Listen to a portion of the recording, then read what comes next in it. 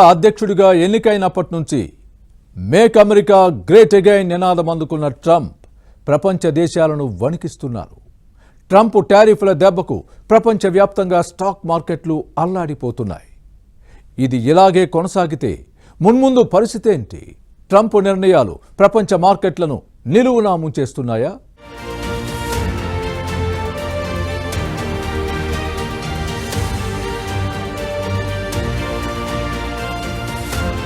అందరూ ఊహించినట్లుగానే 2.0లో ట్రంప్ దూకుడు కంటిన్యూ చేస్తున్నారు.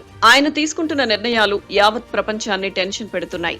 తన మన అనే తేడా లేకుండా పలు దేశాల ఉత్పత్తుల దిగుమతులపై సుంకాల కొరడా జొలిపిస్తుండటంతో ప్రపంచం యావత్తు బెంబేలెత్తిపోతుంది. దీనివలన ఒక్క అమెరికా స్టాక్ మార్కెటే కాదు, అటు ఆసియా ఇటు ఇండియా మార్కెట్లు కూడా బేర్మంటున్నాయి. ట్రంప్ రాకతో ఈక్విటీ షేర్లు మార్కెట్లకు గట్టి దెబ్బ పడింది. ఆ ప్రభావం భారతీయ స్టాక్ మార్కెట్లపైన తీవ్రంగా కనిపిస్తుంది. ప్రధానంగా స్మాల్ మిడ్ క్యాప్ ఇండెక్స్లు భారీగా పతనమవుతున్నాయి. లక్షల కోట్ల సంపద ఆవిరవుతోంది.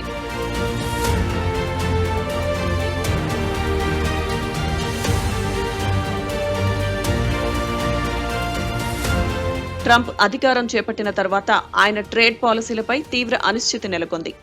అమెరికాలోని అక్రమ వలసదారులను తిప్పి పంపే విషయంలో ముందుగా కొలంబియా వ్యతిరేకించడం, దానికి ప్రతిగా 25% సుంకం విధిస్తామని ట్రంప్ బెదిరించడం, ఆ తర్వాత కొలంబియా తన నిర్ణయం మార్చుకోవడం చకచకా జరిగిపోయాయి. దేశాలను దారికి తెచ్చుకునే విషయంలో ట్రంప్ బెదిరింపులకు దిగుతుండటంతో ఏ దేశంపై ఎలా వ్యవహరిస్తారోనన్న భయాందోళనలు వ్యక్తమవుతున్నాయి. వైట్ హౌస్ లో అడుగుపెట్టిన రోజే డజన్ల కొద్దీ కార్యనిర్వాహక ఉత్తర్వులు గుప్పించిన ట్రంప్ కెనడా, మెక్సికోపై 25% సుంకాల కొరడా జులిపించడం, చైనాపై 10% అదనపు సుంకాలు వేస్తాననడం, ఆయా దేశాలు ప్రతిచర్యలకు దిగడం, ఇలా ఒకదాని వెంట మరొకటిగా జరుగుతున్న పరిణామాల ప్రభావంతో ఒక్క అమెరికా మార్కెట్లే కాదు, ప్రపంచవ్యాప్తంగా పలు దేశాల మార్కెట్లు తీవ్ర ఒడిదుడుకులకు గురవుతున్నాయి. ఇప్పటికే అల్యూమినియం, స్టీల్ దిగుమతులపై 25% పన్నులు విధించనున్నట్లు ప్రకటించారు.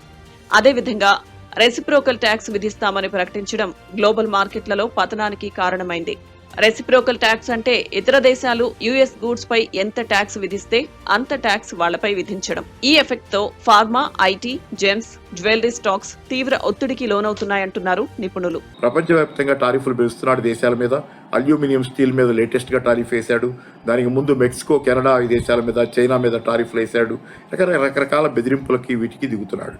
ఈ క్రమంలో అంతర్జాతీయంగా షేర్ మార్కెట్లు దారుణంగా, ఇండియా మార్కెట్ కూడా నిన్నటికి గత 8 రోజులుగా ఒక్కరోజు కూడా కోలుకోకుండా పతనం అవుతానే ఉంది. ఇది ఈ క్రమం ప్రపంచవ్యాప్త షేర్ మార్కెట్లో నడుస్తుంది. ఒక భయాందోళన నడుస్తుంది.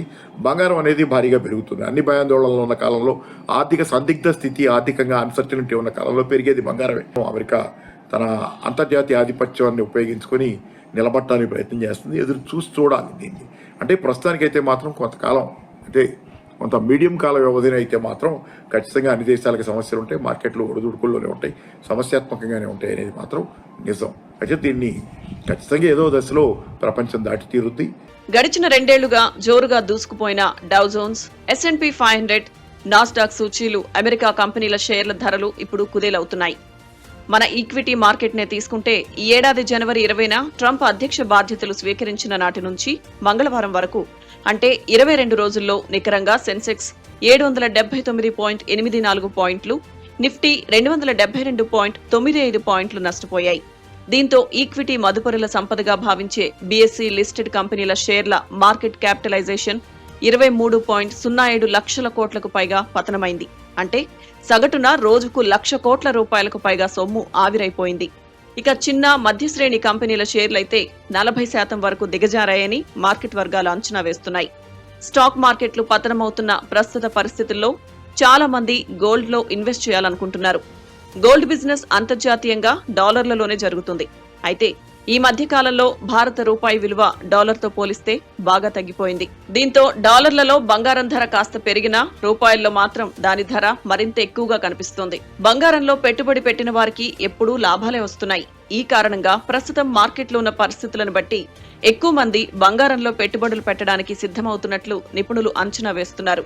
మొత్తానికి వివాహం విద్య నాశాయ అన్నట్లు ట్రంప్ అధ్యక్షుడైతే స్టాక్ మార్కెట్లు సర్వనాశాయ అన్న నిపుణుల హెచ్చరికలు నిజమవుతున్నాయంటున్నాయి మార్కెట్ వర్గాలు.